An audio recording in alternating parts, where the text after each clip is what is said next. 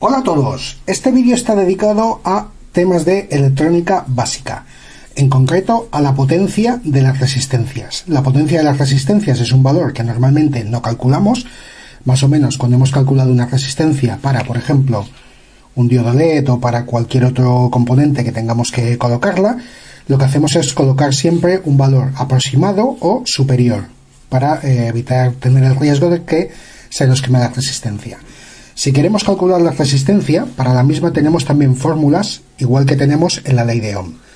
Esta es una chuleta de fórmulas, por ejemplo, una que me hice hace muchos años, cuando empezaba a estudiar. Y nada, la ley de Ohm la podéis encontrar fácilmente en cantidad de documentos y páginas de internet, buscando en Google o en cualquier otro buscador. Pues nada, vamos a ver el cálculo de la potencia, por ejemplo, para un diodo LED. Vamos a ver un cálculo sencillo.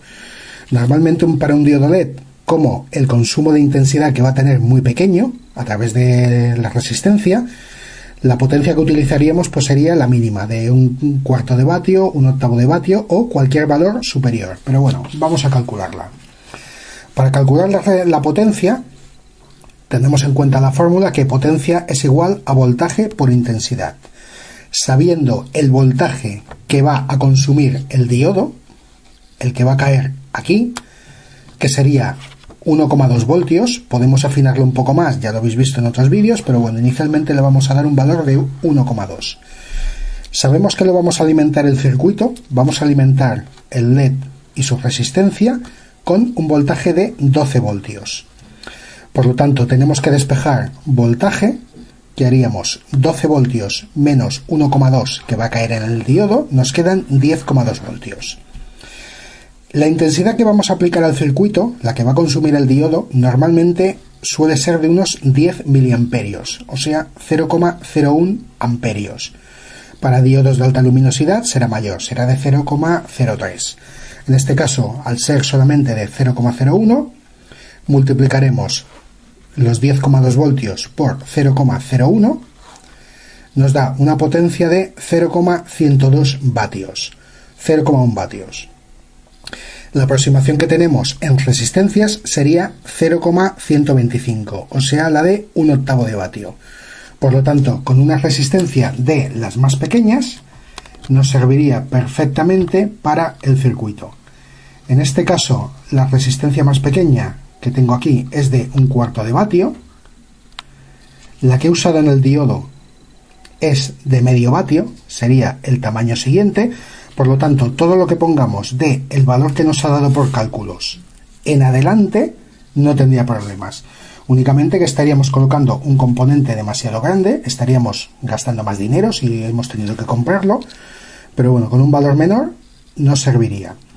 Cuando ya calculamos circuitos de mayor consumo, sí que tenemos que afinar la potencia de la resistencia, si no la misma, debido al consumo que tenga de intensidad que pase a través de dicha resistencia, la misma hay riesgo de que se queme, se va a calentar y llegará a quemarse. Si viéramos que en un circuito que hemos calculado o en un LED o en otro elemento la resistencia se calienta, es porque le hemos puesto de una potencia demasiado justa. Deberíamos aumentar el tamaño, colocar una resistencia de mayor potencia. Antes de meternos en una pequeña selección que os he hecho aquí de resistencias, he hecho una pequeña tabla sacada de datos de internet que podéis encontrar en diferentes webs. Y nada, he hecho una tabla, ya digo, de las resistencias de carbón. Las de un octavo de vatio, en este caso no vamos a ver ninguna porque son diminutas, os pongo en la tabla menos de 5 milímetros y difícilmente reciclables. Son resistencias tan pequeñas que en el momento que tenemos que intentar desoldarlas de la placa hay mayor riesgo de que se partan. Por lo tanto, yo por ejemplo, este tipo de resistencias tan pequeñas, menores que esta que os he mostrado, no suelo reciclarlas nunca, ya que sencillamente se parten y las utilidades que le podemos dar pues son mínimas. Pasaríamos ya lo más normal a las resistencias de un cuarto de vatio, que serían las estandarizadas, que son las que tenemos aquí. Las de medio vatio, que estarían entre 8 y 10 milímetros, pueden variar según el fabricante de un tamaño a otro. Las de 3 cuartos de vatio existen, pero es un valor poco estandarizado, pocas veces lo vamos a encontrar. Las de 1 vatio de 1,5 centímetros son bastante comunes, que son las que tenemos aquí. Y luego ya tendríamos una serie de resistencias especiales, las de 2 vatios, 3 vatios, que serían de 1,8 y 2,3 centímetros, y las cerámicas, que también he recopilado unas pequeñas medidas, pero bueno, las cerámicas hay de muchas medidas. Vamos a ver un poco las mismas y veremos que dependiendo del fabricante las resistencias pueden ser de diversos colores, un poco más pequeñas, un poco más grandes. Pasaríamos seguidamente a las de medio vatio, lo mismo tenemos de diferentes colores, texturas, más rugosas, menos.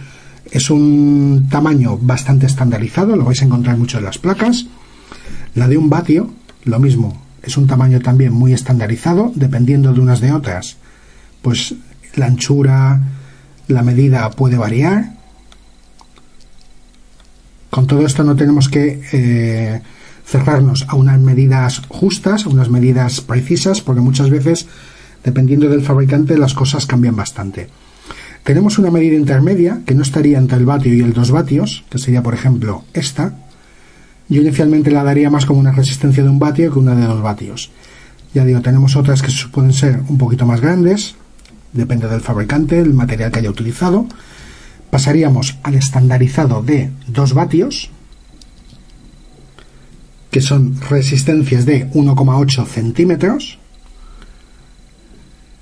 Es un tamaño ya que no se suele utilizar mucho en las placas, pero bueno, todavía lo vais a encontrar.